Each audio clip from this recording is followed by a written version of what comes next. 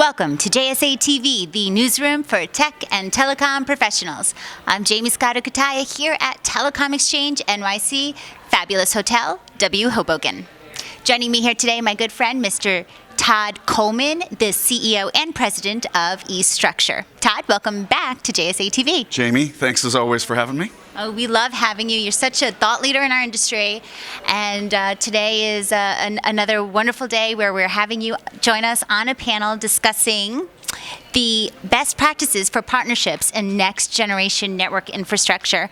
Can you give us a little preview of what we may hear from you?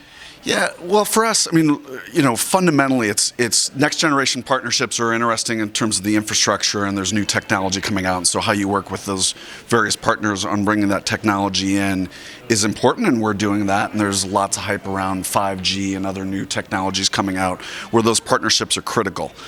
For us, it's kind of more fundamental, and that is, how do you reach out as an organization and build those relationships? Because at the end of the day, we like to think of ourselves as infrastructure providers, but more fundamentally, people do business with people that they know and they trust. And so for us, it's about building those relationships that go across multiple organizations. It's about being at events like this where we're meeting other people that we might not necessarily meet in our everyday lives, and figuring out how we can come together to either support one another, share information, fundamentally build up additional or new customer channels, et cetera. And so, fundamental to our organization is those relationships.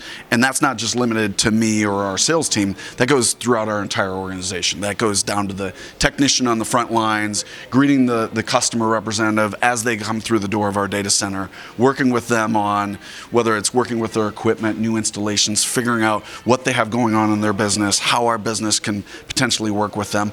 And beyond that, it's not just limited to how do we gain more revenue or more market traction with that customer, but how do we work together to go run at different opportunities or challenges that might not have anything to do with our revenue stream. Right. How can we be better together? Correct. And for sure, there is such a trend of hyperscalers and other types of enterprise network operators who are moving north to Canada and finding homes at the eStruxture data center. So you clearly know what you're doing there. A good person to be on that panel for sure.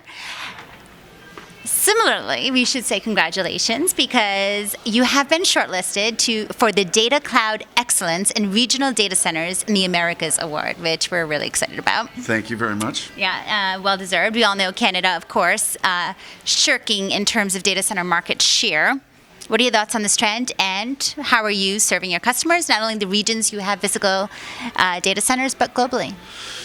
Yeah, so one of the reasons why we planted and headquartered eStruxture in Canada and fundamentally have said, look, we're a pan-Canadian company, and we're going after the Canadian business. Doesn't mean we won't take geographic left turns or right turns into other regions, but we're primarily focused on Canada because it has been underserved. And we believed a couple of years ago when we started eStruxture, and even before that Canada was underserved, but it was going to be a growing population. And Canada being at the forefront of data sovereignty and requiring data be north of the border, and obviously geopolitical environment in the U.S. and other areas has helped with that. So we're seeing the demand curve, albeit, as a total percentage of the data center demand, Canada's still relatively small. But in terms of its growth rate, it's been fairly significant, particularly on the eastern side of Canada, namely Montreal. We're working with customers. Today we have customers from 32 different countries in our customer base. So, 800-ish customers, 32 different countries. And so we are as global as we can be while still being headquartered and operational in Canada. And so we spend a lot of time thinking about those customers, the segmentation. How do we attract those new customers into our facility and tell our pan-Canadian story? And so, we do that several ways. Obviously, building customer relationships, direct customer relationships is important. You talked about the hyperscalers, but the reality of it is there's only so many hyperscalers, right? Mm-hmm. I can only go meet with 1, 2, 3, 4, fifth largest cloud provider in the world. As much as I'd love to meet with them every single day and tell our story, that's just not reality. And so we got a whole breadth of customers that we need to go after, target, pitch, tell our story, and tell them the benefits of coming into Canada from a data center perspective. And so, for us, that's building up the direct sales channel, which we're doing fairly actively this year, top priority. In terms of the indirect, you and I have talked about this before. We have a channel partners program. We've been talking about it for 6 months, and so we finally launched that channel partners program. The reality of it is we soft launched it for the last 12 or 18 months, trying to make sure that it was ready for prime time. Sure. Channel partner program is highly dependent on scale, responsiveness. How quick and easy can you make it for the channel partner, whether they're a referral partner or a reseller, to do business with you? How do you handle channel conflict? And for us, it's tantamount to who we are, which is transparency.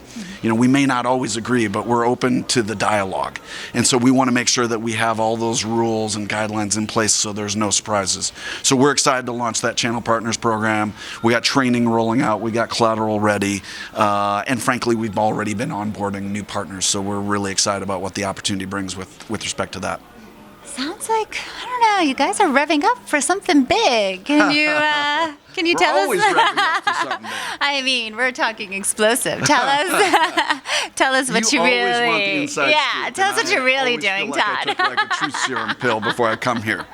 But so we do have a lot going on, and so the build up to that is we have been very we got a couple things that I'll tell you about. And there's a couple things that I'll save for next time maybe. But we've really been actively recruiting someone to come in and truly drive our go-to-market strategy. Someone that eats, sleeps, breathes sales, marketing, customers, how our product set goes to the market, how we bring those customers in, how we take care of them from a customer touch perspective. And so I've never been, I'm really excited about the team that we've built. I'm honored that they're here and they're building this business along with me. And I'm equally honored to let you know that we've hired a chief commercial officer. Jaime Leverton is joining our company.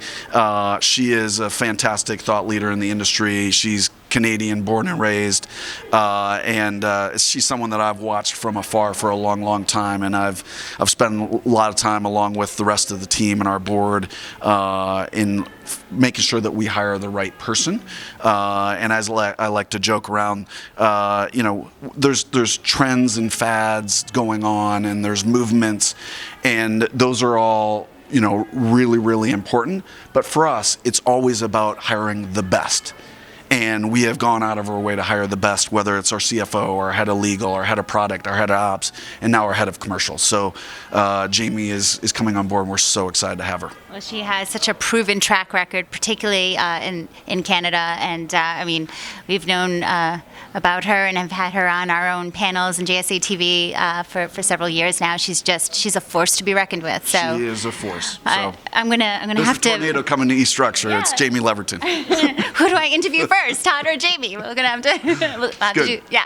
Great problem to have. Beyond that, your lead in, we have other things going on. So we're in the, we've just finalized a new debt facility, and so we just increased our debt facility to $170 million, thanks to our financial partners who have believed in our business since the beginning, and so we're not about to let them down.